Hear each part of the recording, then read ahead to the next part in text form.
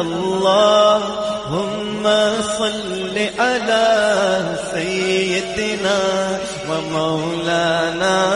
محمد وعلى آله وصحبه وبارك وسلم. انسان کو اشرف المخلوقات بنایا اور ان کا رسول بدلنا بعضهم علی بعض کہہ کر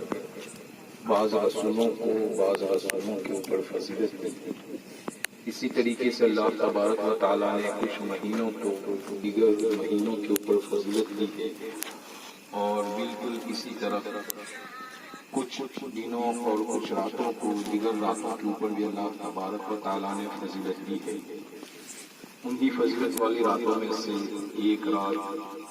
شب برات یعنی آج کی رات ہے.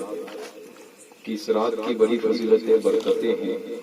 اس رات میں رحمتوں اور برکتوں کا نزول ہوتا ہے. قبیلہ بنو کلب کی بکریوں کے بالوں کی تعداد کے مطابق برابر اللہ تبارک و تعالی گنہگار بندوں کو جہنم سے آزاد کرتا ہے. سبحان اللہ. اور اس کے ساتھ ساتھ نبی کریم صلی اللہ تعالی علیہ وسلم نے جو فرمایا ہے کہ 5 راتیں جن میں اللہ تبارک و تعالیٰ بندے کی دعاؤں کو رد نہیں فرماتا اور رحمتوں کے دروازوں کو کھول دیتا ہے، انہی راتوں میں سے ایک رات آج کی رات یعنی شب برات ہے. سبحان اللہ. حضرات محترم اہل سنت والجماعت اس رات کو نہایت ہی اہتمام کرتے ہوئے مناتے ہیں اور آج کی شب میں اہل سنت کے بہت سارے معمولات ہیں، جیسا کہ مغرب کی نماز کے بعد نوافل کا اہتمام کرتے ہیں، رات بھر جاگ کر بھی نوافل ادا کرتے ہیں، قرآن کریم کی تلاوت کرتے ہیں، ذکر و اذکار کرتے ہیں. ان تمام معمولات میں ایک معمول اور ایک عمل اہل سنت والجماعت کا یہ بھی ہے کہ آج کی شب قبرستانوں اور مزاروں پر حاضری دے کر اپنے مرحومین اور دیگر مسلمانان کے لیے ایصال ثواب کرتے ہیں. حضرات محترم یہ اہل سنت کا قدیم معمول ہے، ہمارے اسلاف کا بھی اس کے اوپر عمل رہا ہے، بلکہ آج کی شب میں قبرستان میں حاضر ہونا یہ حدیث پاک سے بھی ثابت ہے. جیسا حضرت عائشہ صدیقہ رضی اللہ تعالیٰ عنہ آپ فرماتی ہیں کہ نبی کریم صلی اللہ تعالی علیہ وسلم شب برات میں مسلسل کھڑے ہو کر عبادت کیا کرتے تھے، یہاں تک کہ آپ کے قدم مبارک کے اوپر سوجن آ جایا کرتی تھی. میں حضور کے قدم مبارک کو دبا دیا کرتی تھی اور نبی کریم صلی اللہ تعالی وسلم جیسا کہ مسلسل اور ہمیشہ اپنی امت کی فکر کرتے رہتے تھے، اس شب میں قبرستان میں بھی تشریف لے جایا کرتے تھے. جیسا کہ حضرت عائشہ صدیقہ رضی اللہ عنہا خود ارشاد فرماتی ہے کہ میں نے دیکھا کہ 15 شعبان کی شب کو شب برات کو نبی کریم صلی اللہ تعالی علیہ وسلم جنت البقیع تشریف لے گئے اور پھر اس میں قبرستان میں جنت البقیع میں تشریف لے جا کر وفات پا جانے والے مرد اور عورتوں اور شہیدوں کے لیے آپ نے مغفرت کی دعا کی. سبحان اللہ. اس سے ثابت ہوا کہ حدیث پاک سے بھی آج کی سب میں قبرستان میں حاضری دینا یہ ثابت ہے اور حضور کی سنت کے اوپر عمل کرنے کے لیے آج ہم یہاں حاضر ہوئے ہیں. انشاءاللہ قبرستان میں ہم حاضری دیں گے، لیکن قبرستان میں حاضری دینے کا اور قبر کی زیارت کرنے کا ہمارا مقصد کیا ہے؟ حضرات محترم ایک مقصد تو جو ہے ہم سب جانتے ہیں کہ ہم قبرستان میں حاضر ہوتے ہیں، اپنے مرحومین کے لیے دیگر مسلمانان کے لیے ایصال ثواب کرتے ہیں، جس سے ان کو بھی فائدہ حاصل ہوتا ہے اور اس کے ساتھ ہمیں بھی فائدہ حاصل ہوتا ہے. سبحان اللہ. لیکن اس مقصد کے ساتھ ایک اہم مقصد یہ بھی ہے کہ قبرستان میں حاضری دے کر ہم اپنی آخرت کو یاد کریں، ہم اپنی عاقبت کو سدھاریں. نبی کریم صلی اللہ تعالی وسلم نے خود ارشاد فرمایا ہے كنت نهيتكم عن زيارة القبور فزوروها فإنها تزهد في الدنيا وتذكر الآخرة، کہ میں نے تم لوگوں کو قبروں کی زیارت سے منع کیا تھا، لیکن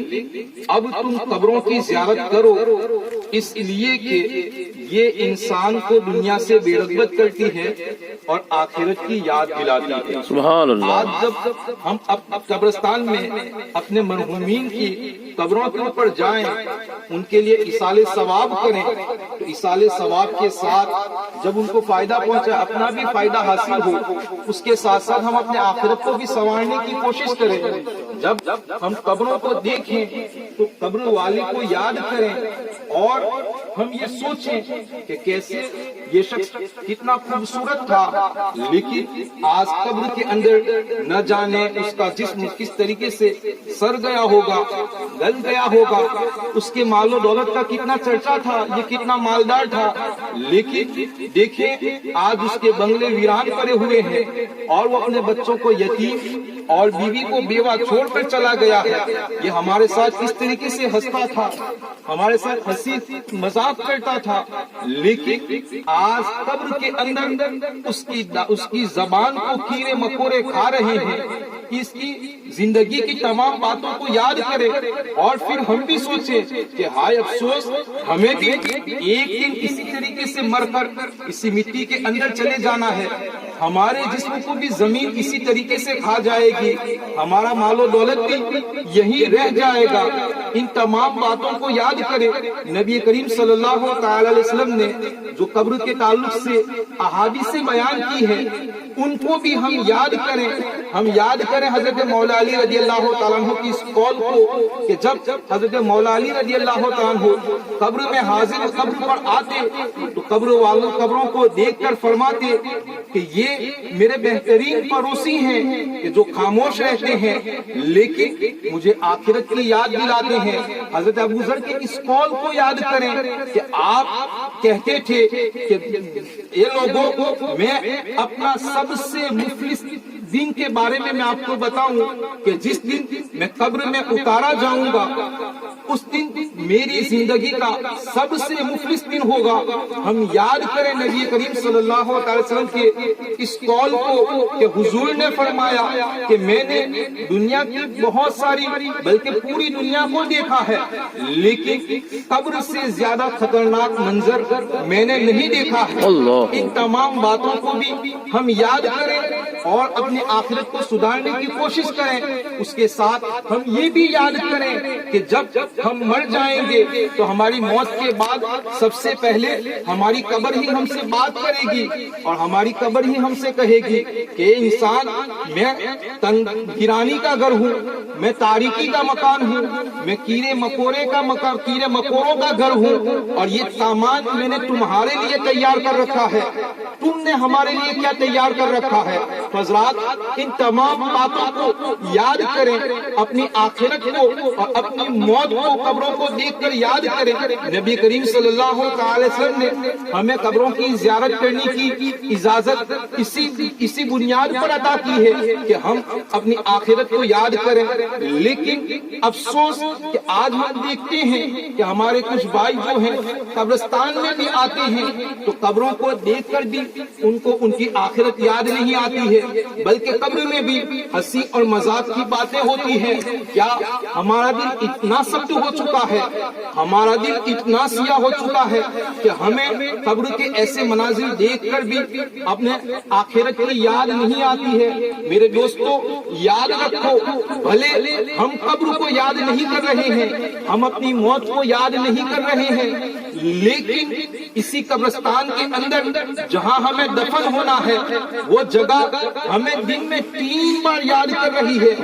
حدیث میں آیا ہے کہ قبر انسان کو دن میں 3 مرتبہ پکارتی ہے اور ہمیں یاد دلاتی ہے کہ اے انسان، میں اجنبیت کا گھر ہوں، میں کیڑے مکوڑوں کا گھر ہوں، میں تاریکی کا گھر ہوں۔ حضرات، ہم تو اپنی آخرت کو بھول چکے ہیں، ہم اپنی عاقبت کو یاد نہیں کر رہے ہیں، لیکن ہماری جہاں قبر بننے والی ہے، ہماری قبریں ہمیں دن میں 3 مرتبہ پکار رہی ہے اور ہمیں ہماری آخرت اور عاقبت کو یاد دلا رہی ہے۔ لہذا ہمیں بھی چاہیے کہ جب قبر میں داخل ہو تو ہماری آخرت کو یاد کریں، توبہ و استغفار کریں، اور آج کی اس مبارک شب میں ہم اپنے سابقہ تمام گناہوں سے توبہ کر لیں، اور اس حال میں نکلیں کہ جب ہم قبرستان سے باہر نکلیں تو اسی کے بعد سے ہماری زندگی میں تبدیلی آ جائے، ہمارے اعمال میں اچھائی پیدا ہو جائے۔ اللہ تبارک و تعالی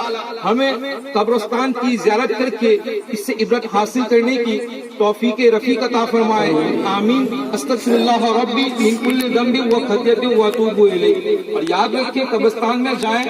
تو جو سنت طریقہ ہے اور قبرستان کے جو آداب ہیں ہم اس کو بھی بجا لائیں کہ جب قبرستان میں جائیں تو قبروں کے اوپر چپل کے ساتھ نہ جائیں، اس لیے بہتر یہی ہے کہ ہم اپنے چپل باہر نکال دیں، اور پھر جب اپنی قبر کے اوپر زیارت کے لیے حاضر ہو اپنے مردوں کے اوپر تو طریقہ یہ ہے کہ اپنی پیٹھ خانہ کعبہ کی طرف رہے، اپنا چہرہ مردے کے چہرے کی طرف رہے، اور پھر ان کو سلام کریں، السلام علیکم یا اہل القبور یغفر اللہ لنا ولکم انتم سلفنا ونحن بالاثر۔ دیکھو اس سلام میں بھی ہمیں اپنی آخرت کو اور اپنی موت کو یاد دلایا گیا ہے، جس کا معنی ہی یہ ہوتا ہے کہ تم پر سلامتی ہوئے قبر والو، تم تو ہم سے پہلے چلے گئے، ہم عنقریب تم سے ملنے والے ہیں۔